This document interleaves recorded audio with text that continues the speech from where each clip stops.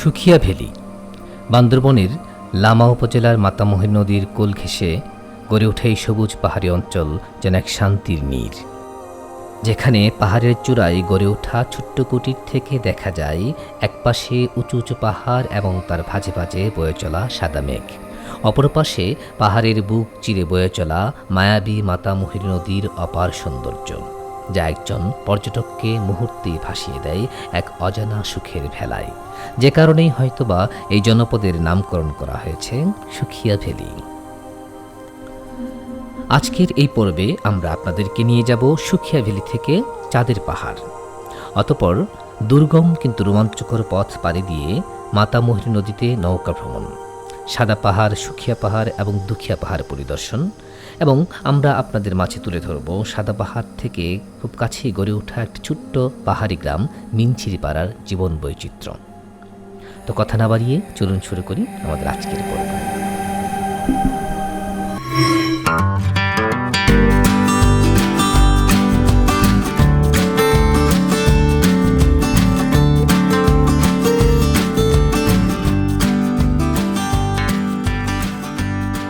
দুপুরে খাওয়ার পর বৃষ্টি এখন থেমে গেছে পাহাড়ে, চিন্তা করলাম যে একটু হাঁটাহাঁটি করি।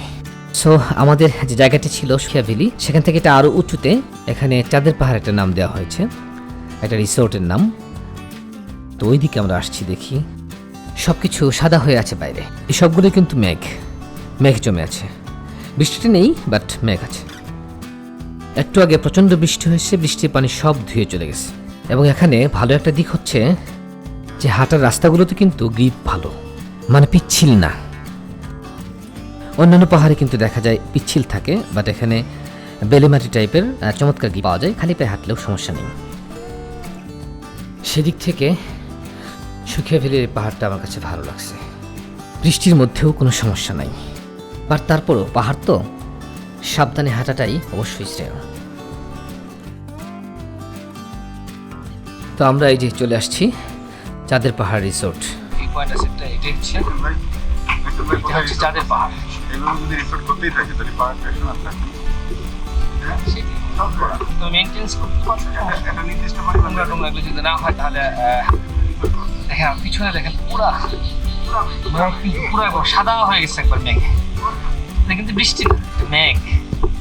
আমরা যে পাহাড়ে দূর থেকে মেঘ দেখি, সেই মেঘটার ভিতরে কিন্তু এখন আমরা এই যে পয়েন্ট। এই রিসোর্টের নাম হচ্ছে চাঁদের পাহাড়।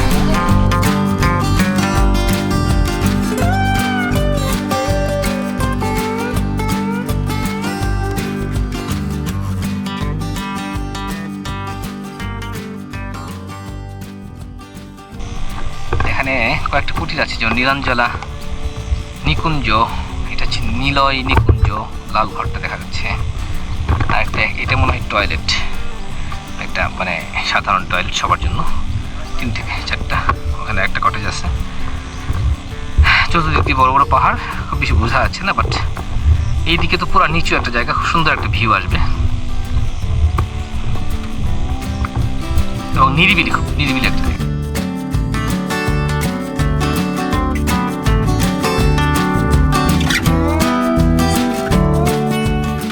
চাঁদের পাহাড়ে ভিজিট করে অতঃপর আমরা ফিরে চললাম আমাদের রিসোর্টের দিকে। আমাদের রিসোর্ট থেকে এই পাহাড়ে আসতে ট্রেকিং সময় লেগেছিল 10 থেকে 12 মিনিট, অর্থাৎ যাওয়া আসা মিলে টোটাল 20 থেকে 25 মিনিট।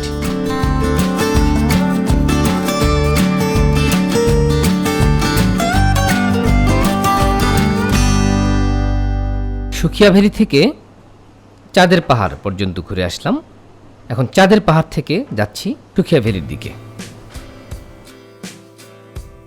জাস্ট ট্রেকিং যে পথটা সেটা কেমন দেখানোর চেষ্টা করছি, আর এখানে ট্রেকিংটা কিন্তু সত্যি দারুণ ছিল।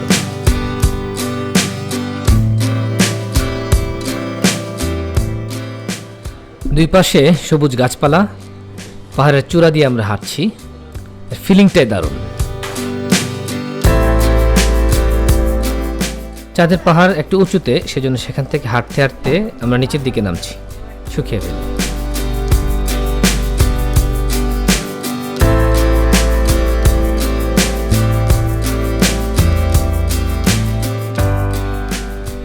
সুখিয়া ভ্যালি যারা আসবেন তারা অবশ্যই এই ট্রেকিংটা মিস করবেন না, কারণ এই সবুজ পাহাড়ের একেবারে চূড়া দিয়ে ছোট্ট মেঠো পথ ধরে হাঁটার যে আনন্দ তা বলে বোঝানো যাবে না।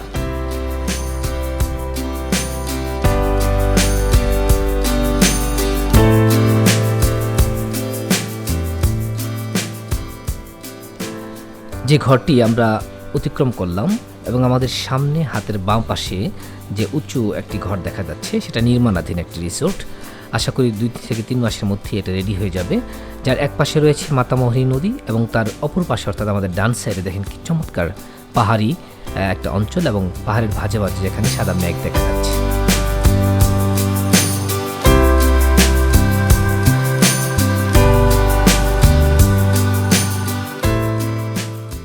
ওইটা আমাদের রিসোর্ট এবং তার পাশেই কিন্তু এখানে দারুণ একটা ভিউ পয়েন্ট, যেখানে আমরা বৃষ্টি উপভোগ করেছিলাম।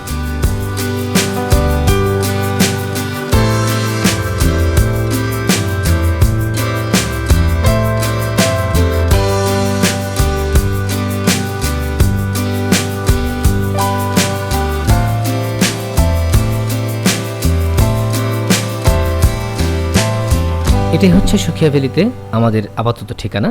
এখানে আমরা আজকে রাত্রে 6 জন থাকবো ইনশাআল্লাহ।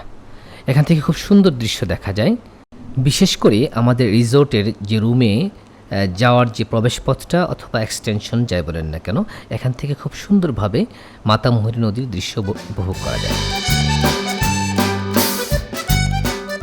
সুখিয়া ভ্যালি থেকে এখন আমরা যাচ্ছি মাতামুহুরী নদীতে নৌকা ভ্রমণ করতে। এই পাহাড় থেকে নিচে নামতে হবে আমাদের, ওখানে আমাদের বোট রেডি আছে। আজকে বিকালটা আমরা সেখানে কাটাবো ইনশাআল্লাহ। পিছনে দেখা যাচ্ছে আমরা যে রিসোর্টে ছিলাম সেই রিসোর্টের একাংশ।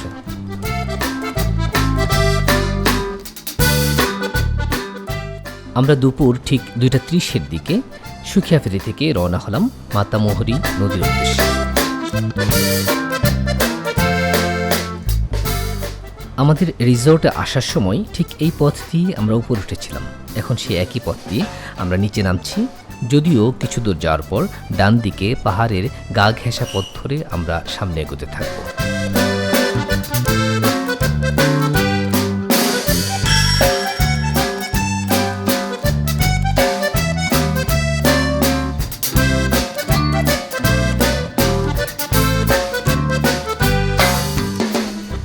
এখান থেকে এখন আমাদের নামতে হবে খাড়া নিচের দিকে একেবারে নদীর পার পর্যন্ত।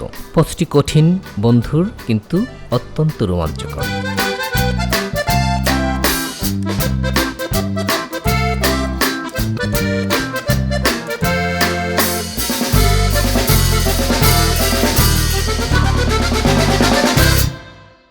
ঠিক এরকম একটা পথে বিপদ কিন্তু যে কোনো সময় আসতে পারে, তাই অতি তাড়াহুড়া না করে ধীরে ধীরে পা টিপে টিপে সুন্দরভাবে দেখে শুনে পথ চলাটাই উত্তম।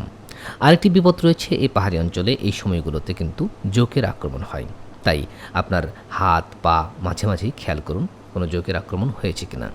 সাথে সাথে আপনার সাথে যে অন্য সহযাত্রী আছে তাদেরকেও পিছন থেকে খেয়াল করুন।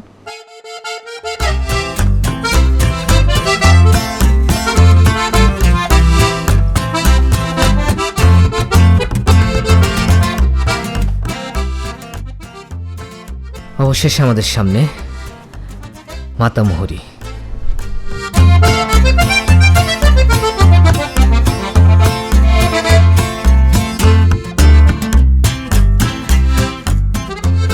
সুখিয়া ভ্যালির আমাদের রিসোর্ট থেকে 2:30-এ রওনা হয়ে প্রায় 25 থেকে 30 মিনিট যাবৎ আমরা শুধুমাত্র পাহাড়ের নিচের দিকে হাঁটছি।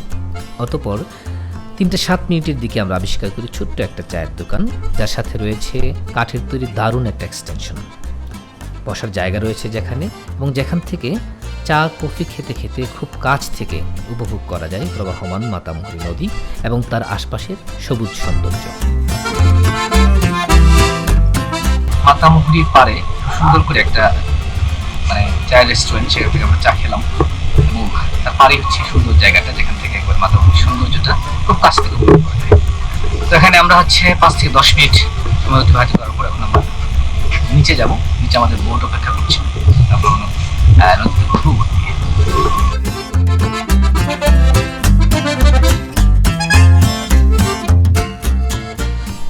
চা খেয়ে নিচে নামতেই আমরা এমন একটি সিঁড়িপথের দেখা পেলাম। ক্যামেরায় বোঝা না গেলেও কাঠের তৈরি এই সিঁড়িপথটি কিন্তু অত্যন্ত খাড়া এবং পিছলে যাওয়ার ভয় আছে, তাই অতি সাবধানে আমরা নিচে নামলাম।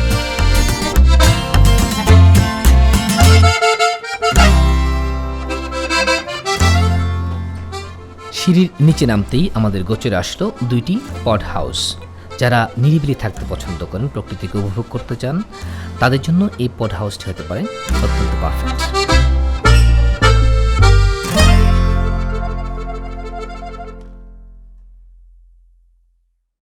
নদীতে নামার ঠিক আগ মুহূর্তে আমরা আবারও পেলাম প্রায় 90 ডিগ্রি কোণ করে একটি খাড়া এবং পিচ্ছিল একটি পথ, যা নামা সত্যি দুষ্কর।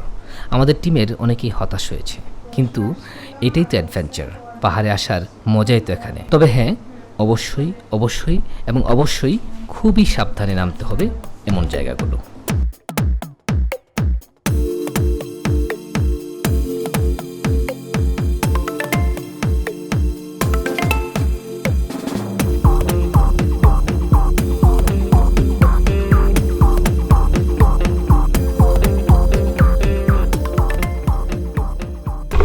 খারাপ একটা রাস্তা পাড়ি দিয়ে আমাদেরকে নিচে নদীতে নামতে হচ্ছে, খুবই রিস্কি। একবারে নিচু, মানে পুরো খারাপ রিস্কি রাস্তা।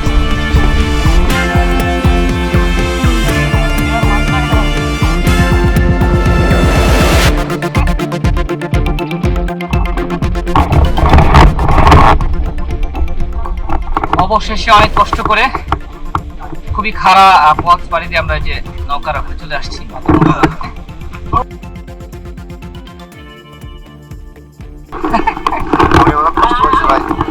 আচ্ছা, আবার এদিক দিয়ে ওঠা যাবে তো? না ভাই, এদিকে উঠে যাবে না ভাই। অতঃপর প্রায় 1 ঘন্টা দুর্গম পাহাড়ি পথ পাড়ি দিয়ে ঠিক 3:22 মিনিটের দিকে মাতামুহুরী ভিউ পয়েন্ট থেকে আমরা নৌকায় উঠে পড়লাম এবং আমাদের শুরু হলো মাতামুহুরী নদীতে নৌকা ভ্রমণ।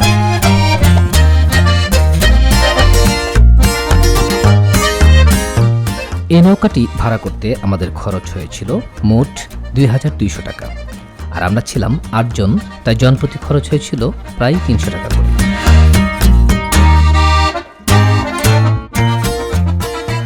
নৌকা ছাড়ার পরপরই ঝিরিঝিরি বাতাস আর দুই পাশের পাহাড়ের সবুজ স্নিগ্ধতায় হঠাৎই যেন ভুলে গেলাম পাহাড়ের উপর থেকে ট্রেকিং করে নেমে আসার কষ্ট।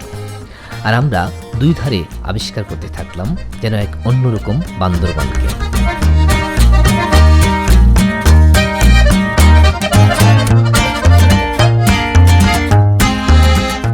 এখান থেকে ঠিক সোজা যে পাহাড়টি দেখতে পাচ্ছেন, এটাই হচ্ছে সাদা পাহাড়। এই সাদা পাহাড়ের অপোজিটে অর্থাৎ নদীর অপর পাশে গড়ে উঠেছে হোয়াইট পিক নামে একটি দারুণ রিসোর্ট। আপনার ইচ্ছা করলে এই রিসোর্টে থেকেও কিন্তু মাতামুহুরীর সৌন্দর্য উপভোগ করতে পারবেন।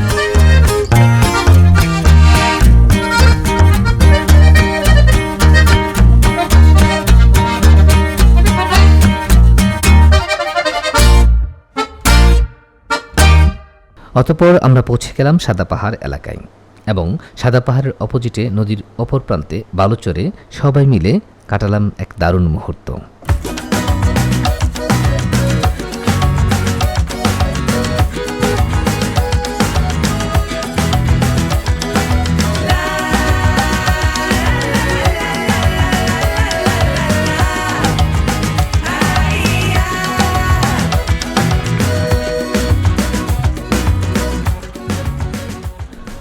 অতঃপর আমরা ভিজিট করতে গেলাম সাদা পাহাড় এলাকার নিকটেই অবস্থিত একটি ছোট্ট পাহাড়ি গ্রাম, যার নাম মিনঝিরি পাড়া।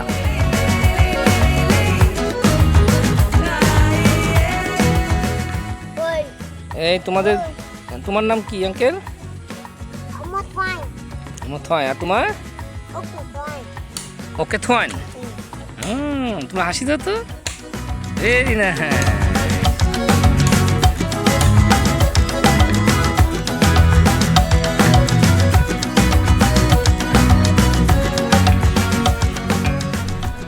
একর আবাদযোগ্য জমি এবং 209 একর পাহাড়ি জমি নিয়ে গঠিত এই ছোট্ট মিনঝিরি পাড়া। 41টি পরিবার নিয়ে গঠিত এই পাড়ার নেতৃত্ব দেন 4 জন নারী প্রধান।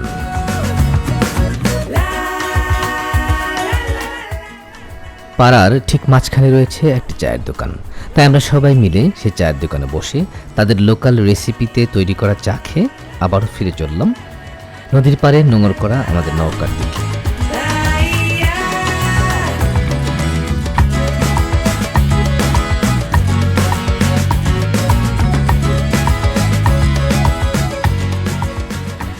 উদ্দেশ্য এবার সুখিয়া পাহাড় এবং দুখিয়া পাহাড় পরিদর্শন করা।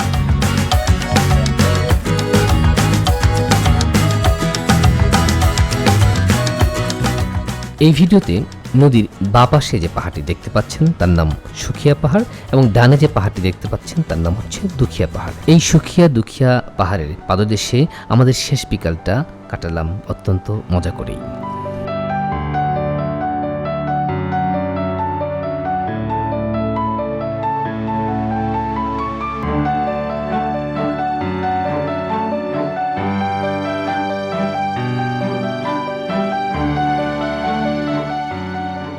ঠিক এভাবেই শেষ হলো বান্দরবনে আমাদের প্রথম দিন। আজকের পর্বও এখানে শেষ করছি, কিন্তু আগামী পর্ব দেখার জন্য বিশেষভাবে অনুরোধ রইল, কারণ আগামীকাল আমরা যাব লামা থেকে আলীকদম, আলীকদম থেকে 21 কিলো থেকে তিন্দু, আর যেখানে রয়েছে বাংলাদেশের সবচেয়ে সুন্দরতম রাস্তাটি। এবং আগামীকালের ভ্রমণটি হতে যাচ্ছে অনেক অনেক রোমাঞ্চকর। তাই আগামী পর্ব দেখার জন্য বিশেষ অনুরোধ করে আজকের পর্ব এখানে শেষ করছি। সবাই ভালো থাকবেন, সুস্থ থাকবেন। আল্লাহ হাফেজ।